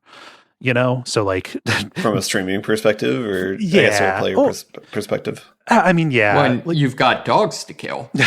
I do have dogs to kill. Yeah. So like, I mean, from a streaming perspective, it's just like, okay, well, I'm just watching this cutscene along with everybody else. But also just like, I don't know, the thing that I kind of came to this for was like, everybody talks up how good the stealth action play in it is. Like I've heard people say like, oh, the things that you love in particular about Metal Gear Solid 5 are represented here in the way that like dismantling, enemies, in their kind of locations kind of works, which is cool. That is kind of the thing that I am here for more so than just like the story or whatever, just like the fucking body count that is represented in the fidelity of this, just all of the fucking broken marriages that went into the labor violations to make this. But like with how slow it is, and also just the fact that I've primarily only fought infected so far, it feels like the combat in particular is almost exactly like it was in The Last of Us 1, which is fine. I just wanted something a little bit newer, and I haven't gotten to that yet. So like it feels a little strange commenting on it when I'm 4 hours in and the game has not gotten properly started yet. It's a long game. Yeah. I don't know what I was thinking, honestly. Yeah. No, I'm excited that you're streaming it. I'll probably try and catch it this coming weekend. But, yeah. And I'm going to take a break in the middle of it probably just because doing this game for 12 weekends feels like a lot. But yeah, I'm like, it's fine. I'm enjoying it. I want to see what happens to these characters. I'm curious about the mystery of, who Abby is. I'm curious to find out why people fucking hate her, aside from the fact that, she did the thing. Yeah. Yeah. I wasn't timing my stream to coincide with the I didn't even know like when the show was premiering, but I guess they timed the re-release of part 2, the remaster on PC with the show. So that is the coincidence by which, I mean, the thing that they did and I was not aware of. Oops, you're marketing. Yeah, didn't mean to, but oh well. I mean, everybody knows what happens in this game besides me. Like it's a game worth playing regardless. Yeah. Have they released the multiplayer yet? Because that was what I was holding off on. No, they kind of cancel that and turn that into a roguelike run based kind of thing with class. Ooh. Yeah, they shut that down. Yeah, weren't they like working on it and it never saw the light of day, right? Like it was going to be a standalone game. They Overwatch 2'd it. Kinda, Okay. yeah. Like there was like Just in reverse. there were betas and stuff, and like it was building off of the multiplayer in The Last of Us 1, which nobody fucking remembers. It was good. It was Yeah. great. Yeah, I know, that was right? like Like, the reason to play it. Yeah, just like and none of the analysis of this game does that ever come up, and it makes me feel like my head is full of bees. Because like it was interesting. It was like class based. It was weird. Yeah. Oh, and speaking of stuff secretly being fashy, knowing Neil Druckmann's views on the state of Israel kind of colors a lot of this now. So yeah, he's not good on this stuff, and it shows. You know, just recontextualize stuff, right? Like, because yeah. Oh well. Yeah, gonna continue. Yeah, that changes the Joel Ellie dynamic. A little bit. Yeah. I know people suck, and that suckiness fucking splashes over. Oh well. Yeah, but that's it. I'll be streaming more of it. Creators of games that you like is what I've learned. Yeah, fucking yuck. Don't meet your heroes. Yeah. Yeah, that's all I got though.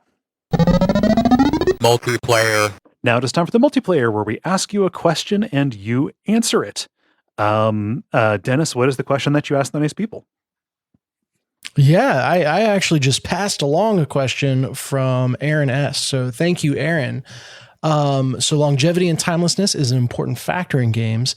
What is the oldest non-pixel art game that holds up the best? Man, so going oldest. So are you talking specifically like visually holds up the best, or like in any aspect of it hold up? You know, I assumed it was the visual aspect, but I guess you could read this to mean in any form. But yeah, I'm specifically thinking of like the visual aspect of games. Looks real good. Okay, so like cannot be pixel art like SNES style. So we're talking like polygonal 3D. What are your spiciest Doritos? Okay. All right. Okay. Yeah, I will get us started here with Strawberry Jams, who says the true answer, I think, is missed, but it feels like this question is truly asking for post 1995 games. Maybe not the best, but the NFL and NBA Street games still hold up really well. Ton of fun, great career mode, oozing 2003ness, and will never ever happen again. Oh, love those games. Yeah, like those are really good extensions of like what made NBA Jam fun. Mm-hmm. Yeah. Mm-hmm. And I think, part of what makes a game... Oh, go ahead. They're also like, what if we did a sport game and we're creative? Yeah. I think a big factor in what makes a game non-pixel art specifically hold up is how it looks in motion. Yeah. And particularly NBA Street is fun to watch in motion. Mm-hmm. Yeah. Let's see, Ben, what does Pasco say? Pasco says Star Wars TIE Fighter 1995 is still one of the best space combat games and the best Star Wars games ever made. You can jump in today and have every bit as good time as you did 30 years ago. The story, dynamic soundtrack, and deeply engaging gameplay are all still best in class. The thing about Star Wars ships is you don't need an awful lot of fidelity to get them across, and the void of space, like that being so early, but still being polygonal and like being able to pull off, like it was, I don't want to say it was easy, but like they were really teed up for a grand slam on that. Right time, right place. Yeah. When you make your ships out of battleship pieces, then you can copy that pretty easily. Yeah. God, TIE Fighter is really good. Let's see. Moxie, what does Mirko say? Mirko says Elite, the one for 8-bit microcomputers. an extremely early example of home vector graphics and still entirely playable and enjoyable. Is that the way precursor to Elite Dangerous? Like still space combat? Oh, cool. Yep. I need to look up screenshots of this. Let's see. It's Vector AF, but it does look cool. God, Vector games look so good.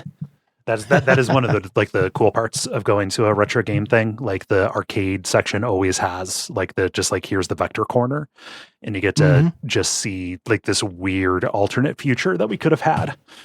Are there modern games that have chosen a Vector art style?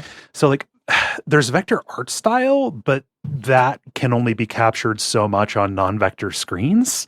So like I would say like Geometry Wars, which that is not modern. That is a 15-year-old game. Fuck me. No. Yeah, is kind of getting at that. Like Monaco 1 has that a little bit too, I think. Yeah. So there's also the Vectrex, which is like a modern, vector graphics hardware. Oh, that's thing. not modern. That's like the Vectrex was like in the 80s. Well, when I say modern, I mean still being produced. Okay. Yeah. No. Vector screens are just like different. The effect of it, like just to get those bright, crisp lines with that glow. Fuck. Yep. Yeah. But yeah, Fair people enough. definitely still make vector games. Obvious, but Nice. Dennis, what does Millie say? Millie says 2021's, but 2001. 2001's Final Fantasy X still looks good. The in-engine gameplay looked way better than its peers at the time, and the pre-rendered cutscenes broke my 10-year-old brain. A good length story with robust systems for leveling and loot. Sorry if this made anyone feel old. It made me feel old. so that's the one with underwater volleyball and belted booby lady. Yes, that has Yes. Lulu in Yes. it, and it has Blitzball. Sweet. Yeah, that's the one that, like every game in like around 2001, it's like, okay, we can render water now. Let's have everything be set in water. The requirement. Yeah. God, I love this username. Big Titty Larper says, another cel-shaded game alongside Sly Cooper, Legend of Zelda Wind Waker holds up aesthetically. Folks who started with Breath of the Wild or Tears of the Kingdom will find the gameplay and story pretty familiar too, for better or worse. God, I remember when that graphical choice was so controversial. Oh yeah. When like, God, put that up next to like, nowadays to, I mean, it's unfair to hold that against the N64, but even like Twilight Princess and that visual design. Fuck. Oh, sure. Yeah. Legend of Zelda Wind Waker I know. looks good. I'm still on Wind Waker. Looks like shit. Oh. But That's a taste thing. yeah. I'm totally free to be wrong. I am generally in matters of taste. I'm generally wrong. Yeah. Let's see. Ben, what does Brain in a Bowl say? Brain in a Bowl says, Alone in the Dark, 1992. That weird Doritos bat thing still creeps me out to this day, not to mention the Doritos zombies. So this is where it gets... Oh, go ahead. Are they just triangles, or is this like a time in video games where there's a lot of cross sponsorships with Doritos? No, just referring to like big chunky polygons as Doritos. It's a thing that I first heard from somebody that I worked with, who was an assistant manager at the GameStop where I worked. One of the first like bosses I had said he wouldn't play EverQuest because everything looks like Doritos, and I've just continued saying that since. So that might have actually come to the network through us, through that boss. Yeah. No, I just like very low poly kind of thing. Where we run into problems with this for me is like, oh, what holds up? I am a sicko for that aesthetic, just because I so love those early, early survival horror games that looks good to me. And like, I don't know, it's hard to figure out what those things are, but when they're coming at you, that kind of doesn't matter and also amplifies the effect. So like, I would say, yes, Alone in the Dark does hold up. kind of because it is a little bit cartoony and colorful. Yeah, I don't know. So another Alone in the Dark that from more UI than graphics really, but that has a soft spot in my heart is, which one was it that had the weird jacket inventory system? Oh, that's the Alone in the Dark 2008-2009 one. That is not a good game. Not a good game, but yeah. Let's see. That was Ben. Moxie, what's RJ Sebastian say? RJ Sebastian says, I could list almost all full motion Video. something. Yeah. Video, thank you. Full motion video games, but Gabriel Knight, The Beast Within is it for me. It just had the right 90s feel, and it feels real and dirty with all the cringe and bad acting. Just feels real, like there were humans involved in this. And the story is still great to this day. And fantastic bi representation, too. Oh. Yeah. No, I love the fact, by which I mean it's kind of depressing that them saying like, oh yeah, I miss a game that felt like humans were involved in this. I totally know what he means. yeah. Yeah, Gabriel Knight, The Beast Within is really good. Shit, I need to stream that. That'd be fun. Yeah, because those are horror themed adventure games. That can be your palate cleanser mid The Last of Us 2. Possibly, yeah. Man, and now I'm thinking about Gabriel Knight. Anyway, Dennis, what's Shishi Shibumi say? They say Halo Combat Evolved still plays great, looks great, and still gets new content and neat mods all the time. Yeah. Sometimes you can't beat the original. I kind of want to play the Bunlith just did a mod. Released a mod that's her Cortana replaced in all of the cutscenes. Yeah, she can't do Halo 3 though because of weird copy protection shit. So, and that's where you get a lot of Cortana in Halo 3. Oh well, true. Let's see, Atomic looking for work. There are question marks in there. Says Ridge Racer Type 4, the single best looking PS1 game. Absolute banger soundtrack, style for days, plays like a dream. I always hear people talk up the Ridge Racer game. That one in particular, actually. Interesting. Did they just call all their sequels types? Like Type 2, Type 3? I've got no idea. I don't know. Yeah.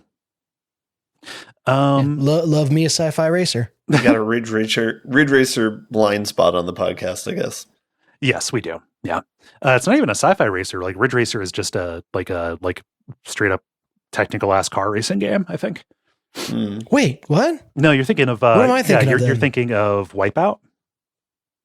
I am thinking of Wipeout. Yep. Yeah. Which were great games. I don't know how there's I another guessed one it. too. Oh fuck. The's it's even older. I'll find it. There's another racing game. Zero Gear? F-Zero. Thank you. Yeah. Yes. Thank you. I love the mind reading going on here. I spend too much time with you people. Yeah, probably. It also is like, if you say sci-fi racer, that narrows it down, and it's quite a bit. Yeah, yes. and like I was just like, okay, sci-fi racer, okay, Wipeout. Like, no, it's not that one. Well, Wipeout is just a version of F-Zero. So yeah, you could have gone Jet Moto, but I would. That was not really sci-fi. Wasn't the thing? Yeah. Wasn't there hover bikes aren't sci-fi? Oh shit! Huh. Yeah, no, that is sci-fi. Yeah. I was gonna say, wasn't there like a Descent style racing game? I don't know. What was the question? Ben, round us out. What does Robinson say? Robinson or Double Cake says, I think in terms of how well it used to the PS2's graphic capabilities and its distinct style, Silent Hill 2 remains excellent. Even aspects of the game that feel old-fashioned, like the top-down camera angles, contribute to the overall vibe. Just about everything feels complementary to its artness.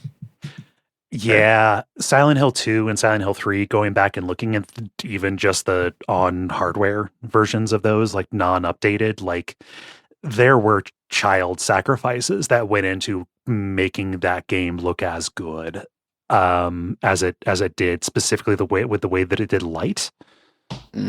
Gosh, there's so much stuff like this is kind of in the air, but just like the peculiarities of the ways that the PlayStation 2 rendered 3D like and gave it the look that you associate with being a PS2.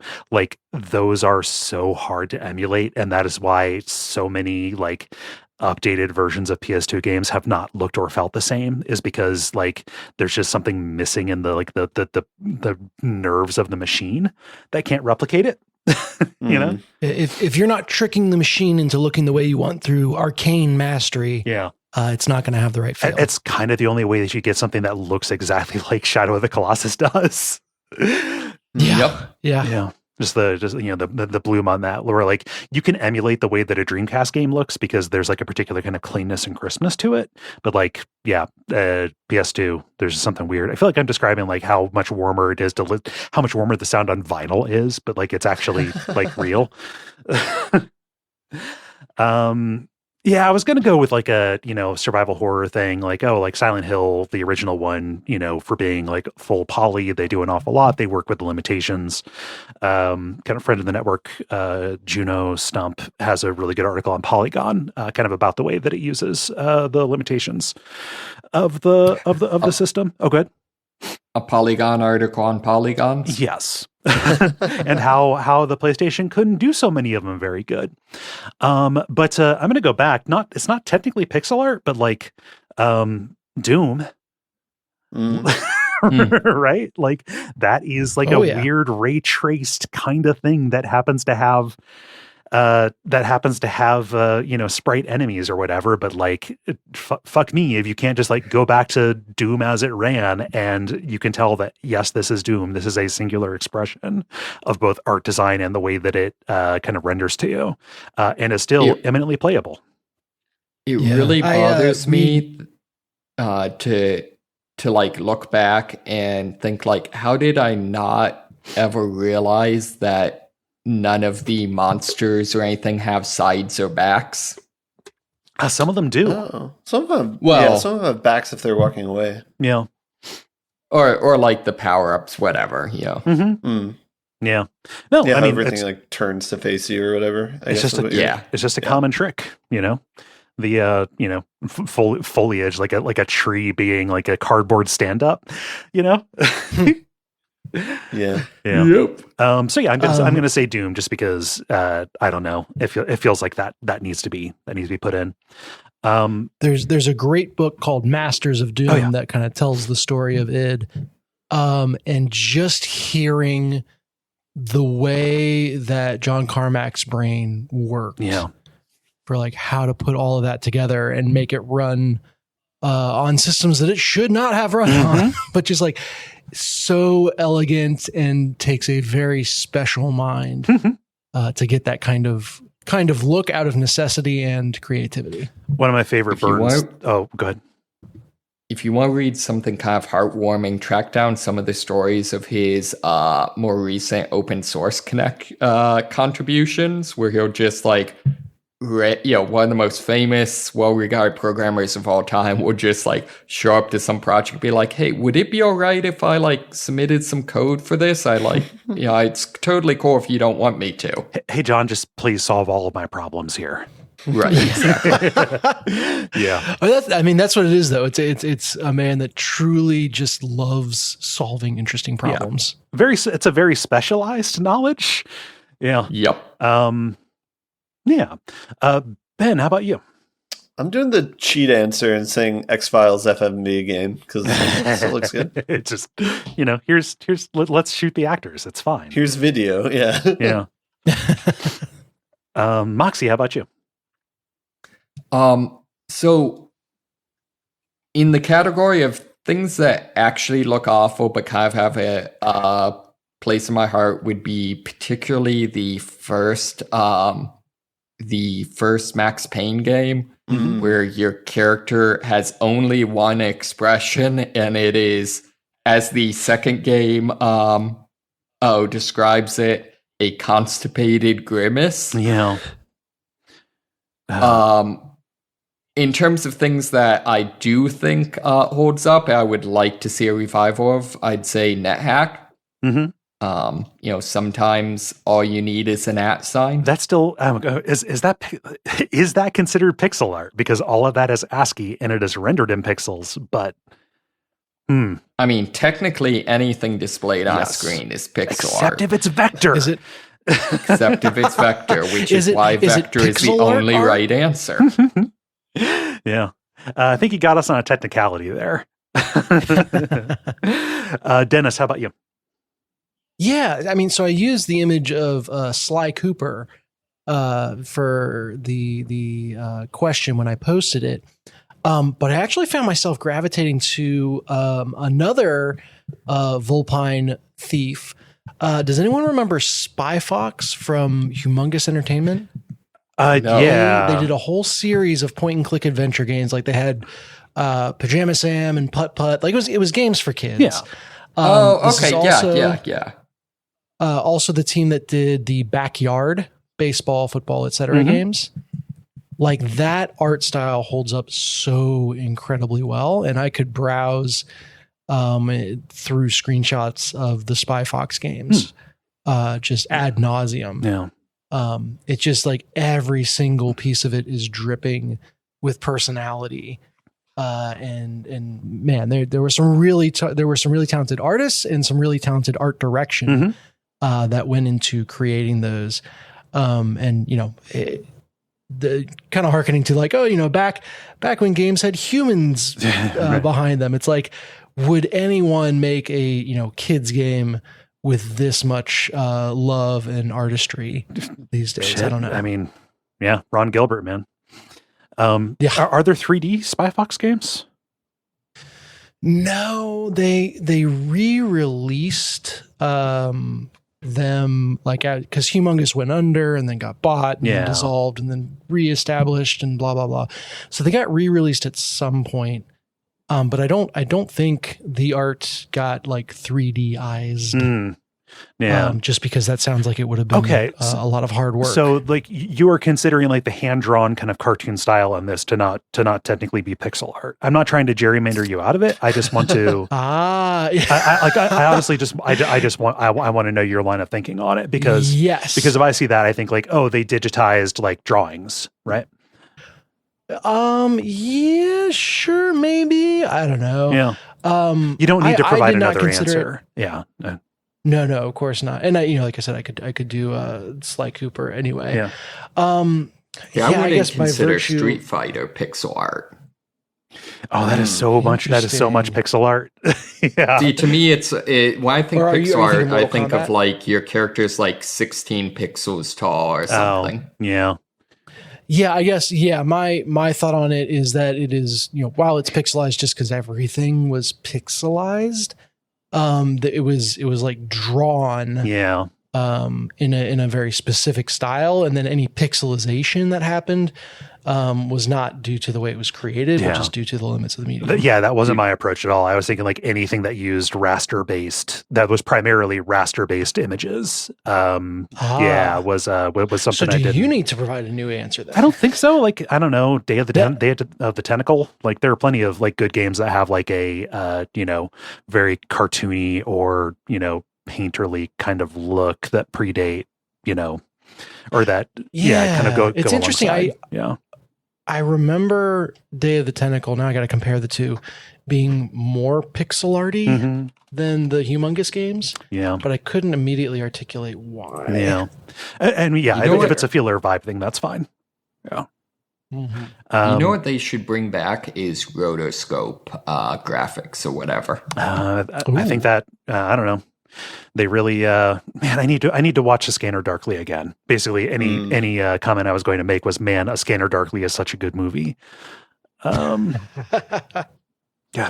is that streaming anywhere? I could fall asleep watching that tonight. Anyway, thank you everybody for responding. We had a good turnout this time. If you would like to participate in these in the future, you go to follow us on Blue Sky, thelevelpodcast.bsky.social. Watch for the prompts to go up on Monday afternoons. Thank you, Dennis, for posting. And thank you, is it Aaron S? Yes, Yes. Aaron S. Thank you, Aaron S, for suggesting the question. Mm-hmm. The end boss. Now it is time for the end boss, where we talk about things that are happening in the world of video games and how they make us feel. I'll lead with one just because it's in the news, and also we kind of alluded to it earlier. So the Switch 2 was announced. I don't know that there were too terribly many surprises other than the cost of the individual games. With that. And then immediately after that, the tariffs and stuff were announced, putting the entire rollout in question. We were already supposed to have been able to pre-order this for the for the United States and Canada at this point for the North American market, and the tariffs caused Nintendo to say, wait, not yet. We need to figure out what this is priced, so we cannot lose money on every one of them, and we're probably still going to lose money. Kind of the most recent thing is that there was an exemption for computer equipment that was announced and then taken back and then announced again and then taken back, and then two people went on television at the exact same time and gave contradictory kind of claims about it. We are a real country, I swear. Yeah. We were once. So what is clear, though, at least for right now, is that when they talk about phones and personal computers, video game consoles are not under On the that. list. Yeah. It is not considered. Of note here is the fact that the majority of the units are not actually made in China anymore. They are, Nintendo uses Vietnam. Like a lot of electronics manufacturing has kind of moved to Vietnam and kind of places in that region of the Wait, kind but of I thought that became a communist country after the domino theory. No. They manufacture stuff there, and also China is nominally a communist country, and they still sell us stuff. Fair enough. No, it's a bullshit. I know you were being facetious, but also fucking everything. That's everything cool. drives me insane. Again, I feel like I have a head full of bees. But yeah, it is unclear what is going to happen. Also, like, even if they're not directly tariffed, there are still parts that are going to be backed up just because you can't change one thing without everything else being affected as well. So, like, there are all these stories like, oh, there's tariffs on soybeans, so I can't get batteries anymore just because of, like, for want of a nail kind of shit. So it's completely unclear. Nintendo got fucked on this in a way that everybody got fucked, but it was one of the most high profile things because they announced this. People were already kind of like iffy about the price on everything. And then immediately it was like, hey, anywhere from 10% to 150% tariffs on this thing. Have fun guessing. Yeah. Yeah. Mm-hmm. So who knows how much that's going to cost, when it's going to be available to us. And it is just one of the many and ultimately more trivial casualties of this for everyday life. But yeah. Oh, well.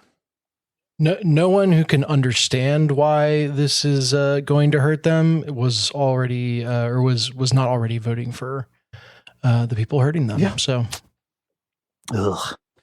Anyway, there's not a lot of expansion to go on for that. It's just, I don't know, because nobody knows. Let's see. Moxie, what's Bethesda doing? Yeah, so it is the 10th anniversary of Elder Scrolls Online, and so they are selling 2,000 kind of little plaque commemorative things they've made that have a piece of the original servers for the game. So one of the RAM sticks. And yeah, it's just kind of a neat little memento that fans can get. Yeah. That's cool. Fun. I don't know. Yeah. I'm trying to find like an angle that makes this shitty because Bethesda's doing it, but like, oh man, I don't know. If I could have a piece of the original EverQuest servers, shit. Oh yeah. That would be cool. Yeah. No, just as a fun little piece of wall candy or whatever. Yep. Yeah, I'm fine with that. I am allowing this to happen, so it can be. It's just bizarre that proceed. It's just bizarre that Elder Scrolls Online is 10 years old, and I have heard almost nothing about it. It's become like low-key popular. It's kind of the Final Fantasy Online thing. Yeah. Didn't they? Oh, this should be a news story, but I'm not gonna. Didn't they just make a mod for Elder Scrolls multiplayer? I think for is it Skyrim? Is that the name of the game? I remember. I don't know about the mod. I do know that they're like there's going to be an Oblivion remake that is mostly in development and going to release soon. That has been rumored forever, but now it's leaked and we're going to find out about it soon. The only reason I didn't bring that as a story is because like we're going to get scooped by reality. But yeah. Let's see. Dennis, what's Bungie doing? Yeah, Bungie announced Marathon in 2003 and then didn't say anything about it for 2 years. So they are re-announcing Marathon and have now said that it is going to release on September 23rd this year. For anyone not keeping pace, and you could be forgiven for forgetting about it because of the dearth of news, but Bungie is remaking, or I guess just borrowing the name from Marathon, right? Their original shooter before Halo even, and turning it into an extraction shooter, which, hey, you know me, I'm a sucker for extraction shooters. And beyond that, we don't know too much. The art style is, I don't even know what to call it. I guess there was something calling it graphic realism, but that doesn't mean anything to me. It is hyper-saturated blocks of color, but also still manages to look bland. I don't know how they've done it. The guns look like Nintendo zappers. They do. Yeah. I think what I've been able to put my finger on so far is the game just looks incredibly foggy right now. And that is very off-putting when you are trying to have this bright, disruptive color style in the game. To just immediately wash all of it out under a blanket of fog. Is why you would do that is beyond me. I don't know if there's a technical thing going on. Trying to conserve how far you can see. One of the things about the game is that there's different weather every time you spawn in. So maybe they just took all the screen caps from a foggy drop. I don't know. Maybe. But yeah, this kind of was first announced in the heyday of DMZ and Tarkov and all that stuff. And then it felt like, DMZ got shitty real quick. There were a couple high profile failures in the space and the genre kind of went quiet. So kind of seemed like a real boat missing kind of thing for them. Yeah. But we're going to Concord this, I guess, and still march towards putting it out. Please God, let it actually come out. Bungie needs a W is the thing. They really do. I mean, like not as a, like, I don't care about the studio in particular. It's just, I know people who have like been laid off from there. Like the staffing there is particularly rough. And that is saying something in this job environment. Yeah. You can, it does not take a genius to look at just what Bungie's been up to recently and go, yeah, they need a W. Yeah. So as someone who should be primed and excited for Marathon because it's in a genre that I'm keen on, I'm still feeling a little bit skeptical. Anything AAA these days, I feel skeptical about. Yeah. If it's not fully out and I'm just now finding out about it and it's already been validated that it's good by hundreds and thousands of people, then color me a skeptic. Yeah. Even then I'm keeping my gun loaded in case it makes a sound I don't like. Yeah. But I want this genre to be a thing. I love the idea that, you can kind of have a battle royale-esque setting where you decide how long you stick around and push your luck. Alternate win conditions and alternate outs. Kind of each person is in there doing their own thing. and that can create or negate conflict in interesting ways. Like there's a lot of magic in the genre, and I hope Marathon can capture it, but we shall see, I guess. Yeah. September 23rd for realsies. There is an alpha now that you can sign up for as well. Oh, Yeah. I'm not. Fingers crossed. I'm not rooting against it. No. That'd be a weird thing to do. Yeah. Ben, take us home with something fun. Yeah. It's gonna be a new multiplayer, by the way. Is what game are you actively rooting against being good? Yeah, the only video game news I was seeing was like mostly negative, so I decided to bring something completely different and just share that recently, I think I found this out through work like a month or two ago, but I've been putting up a stream on my TV of an eagle giving birth to chicks and raising them. Wow, that is new in science. Well, it's just squeezed them out, huh? It's just a cam that's like on the nest. It's not a yeah. Anyway, no eagle born to man. It's at a park in California called Big Bear Valley, and I don't know. It's just very calming watching two chicks grow up, even though there's kind of some like nature subtext of watching like the mother like rip a fish apart and feed it to him. But you know, whatever. But they're babies is the thing. Yeah. I mean, if fish didn't want to be, ripped apart or whatever, they should have been cute. Should have been less delicious. Yeah. Fair. Yeah.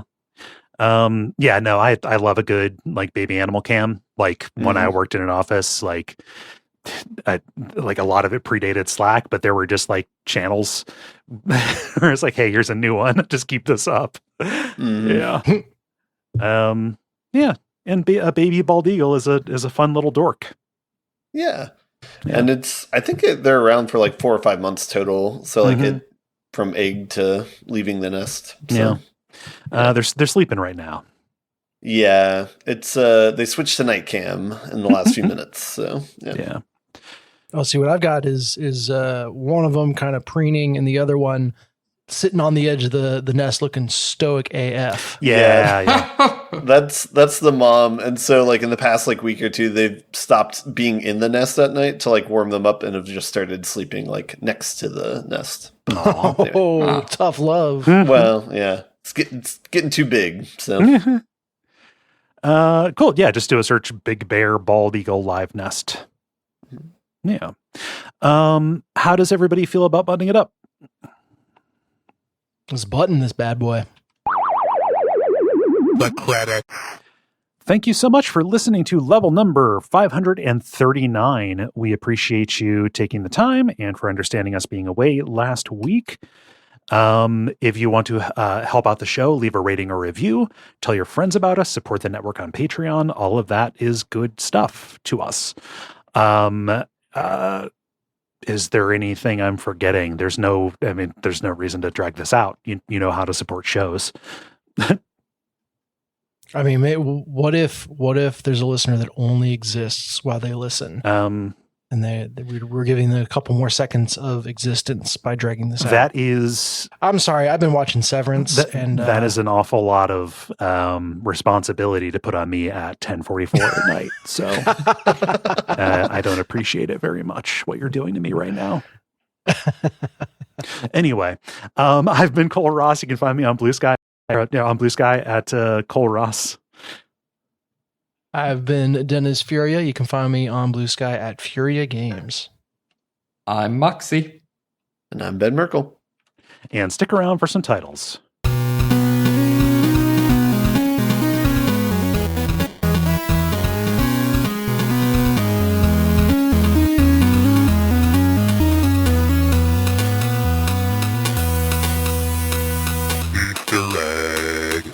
All right.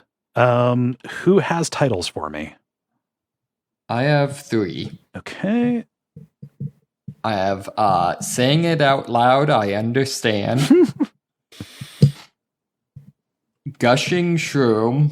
Oh no. And Head Full of Bees. Okay. All right. Ben, what you got? I just got blasted in Milwaukee. I stopped taking titles after that. Okay. Dennis, how about you? I had blasted by the Chromeboys. That can't be a title. I also late entry wrote down No Eagle Born to Man. I also wrote that down. Okay. Enjoyed that. Those are the two you had? Yes. I also had Blasted by the Chromeboys. I also had No Eagle Born to Man. I have I'm Gonna Tie This Room Together. You said that, Dennis. Together. Mm-hmm. I also had Is That Prince a Stripper? Just that was just a little like I don't even know if it'll like if the filter will catch it. And just Ben said that after singing the wrong song, I think. It felt right, you know. I like Blasted by the Chromeboys. I know I said it couldn't be a title, but that got laughs. Can it be Break Your blasted Own like Rules. the Chromeboys, comma, that can't be a title? No, that's too long. I think we had That Can't Be a Title as a, We did. a title. Oh, in okay. ATV. Yeah. Blasted by the Chromeboys. Like just there, like yeah, that is not that is Sometimes it's good to not overthink it. yes. All right. It is decided.